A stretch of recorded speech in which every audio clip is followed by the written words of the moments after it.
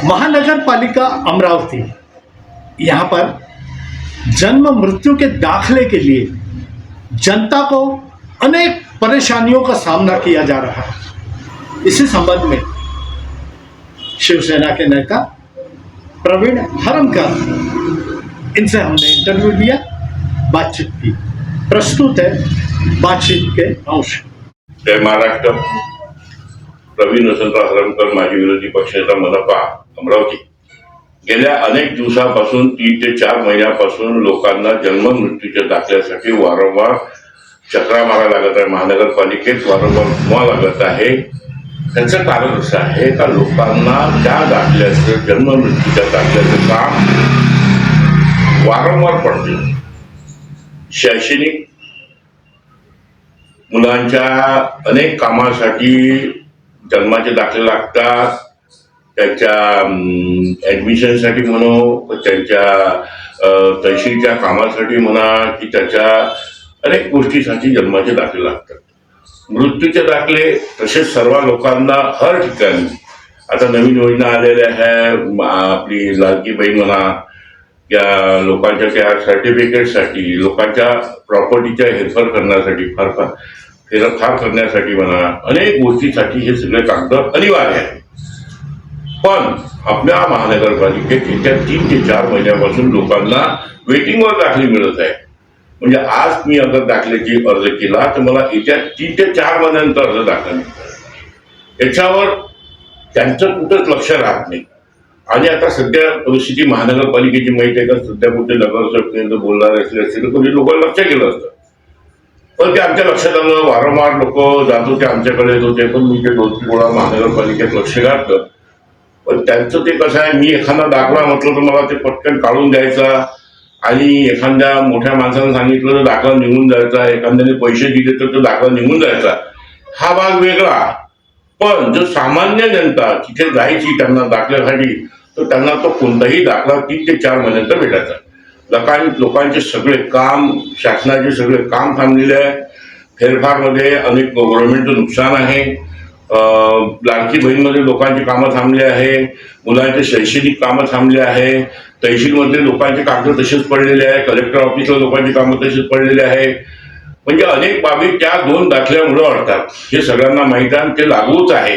एक तर गव्हर्नमेंट, महानगरपालिका अशी म्हणते का त्यांचं सॉफ्टवेअर बंद पडलेलं आहे, त्या सॉफ्टवेअरमुळे आम्हाला त्रास होतो। पण सॉफ्टवेअरमुळे त्रास होतो तर आपण गव्हर्नमेंटकडे काय कागद पुरावा दिले, काय पाठपुरावा केला, गव्हर्नमेंटने आपण आयुक्तांनी कधी मीटिंग लावली का, कोणत्या अधिकाऱ्यांनी त्याच्यावरती बोललं का, हे तर काही राहिलं नाही। फक्त लोकांची भीड जमा करणे, लोकांवर। शेवटी महानगरपालिकेत आज अशी परिस्थिती आहे तर 1000-1000, 500 लोक जमा होत आहेत। लोकांना आपले कामधंदे सोडून 3-3 दिवस, 4-4 दिवस लाईनमध्ये उभं राहावं लागत आहे। लोक 3-3 महिन्यापासून त्या दाखल्याची वाट पाहत आहे। हे तर लक्ष देणं नाही। पण मी त्या दिवशी महानगरपालिकेत ह्या सगळं निवेदन घेऊन गेलो, तर अधिकारीला म्हटलं वा तुम्ही हा सगळं, तर त्यांनी मला लक्षच आपलं पुरं पारायण मांडलं का बे असं असं झालं, असं असं केलं। पण मी त्याला प्रश्न केला की बाबा तू मला एक सांग, तुम्ही जे केलं असेल ते मला मान्य आहे, तुम्ही कोणाशी पत्रव्यवहार केले का? आपल्या अमरावती जिल्ह्याचे खासदार आहे बलवंत वानखडे, आपल्या अमरावती महानगरपालिके क्षेत्रातल्या ज्या आमदार आहेत सुलभाताई खोडके, तुम्ही यांना पत्रव्यवहार केले का? गव्हर्नमेंटला पत्रव्यवहार केले का? तर म्हणे हा आम्ही सगळ्यांना पत्रव्यवहार केले। मी म्हटलं मला येत्या 3 ते 4 दिवसात तुम्ही याचे सगळे कागदपत्र द्या। त्यांनी मला 4 दिवसानंतर कागदपत्र घरी पाठवले। ते कागदपत्र पुढे पाहिले मी, त्या कागदपत्रामध्ये कुठल्याही आमदाराला पत्र दिलं नाही, यांनी कोणत्याही खासदाराला पत्र दिलं नाही। कारण अमरावती महानगरपालिका सध्याच्या स्थितीत कोणतेही मेंबर नसल्यामुळे याची सर्वस्वी जबाबदारी आमदाराची असते। आमदाराकडे हे कोणताच विषय मांडत नाही तर आमदाराला माहीत कुठून पडेल? पण ह्या सगळ्या बाबी खासदाराकडे मांडायला पाहिजे, आणि मांडतच नाही। म्हणून याला सर्वस्वी जबाबदार महानगरपालिका आहे, आयुक्त साहेब आहे।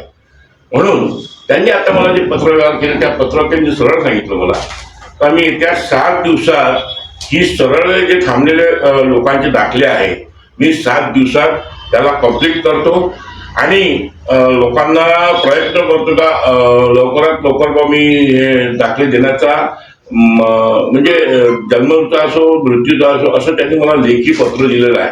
पण याच्यामध्ये त्यांनी असं एक पत्र असं दिलं आहे, पण या पत्रामध्ये असं कोणतं त्यांनी पत्र दिलं नाही का बा याच्यामध्ये कोणत्या आमदाराशी बोलणं किंवा कोणत्या खासदाराशी बोलणं, असं कुठलं पत्र नाही. पण हे फक्त यांनी पत्र कसं केलं, आरोग्य विभाग, अमरावती महानगरपालिका. दुसरं पत्र यांनी दिलं आहे माननीय उपसंचालक आरोग्य सेवा महाराष्ट्र पुणे. तिसरं पत्र यांनी दिलं आहे मुख्य निबंधक जन्म मृत्यू विभाग पुणे. यांनी फक्त ऑफिशियली काम केलेलं आहे.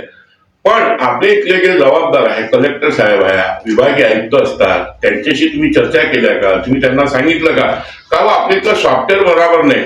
सॉफ्टवेअर हे महाराष्ट्रासाठी आहे. त्यांनी तर मला असं सांगितलं हे सॉफ्टवेअर दिल्लीचं आहे. अरे दिल्लीचं आहे तर मग तुम्ही त्या खासदाराकडे गेले का? सॉफ्टवेअर दिल्लीचा तर खासदाराकडे विषय मांडायला लागत होता. आमदाराचा असला तर विधानसभेचा विषय करत होता. तुम्ही सुरुवातीला खोडक्याकडे जायला पाहिजे.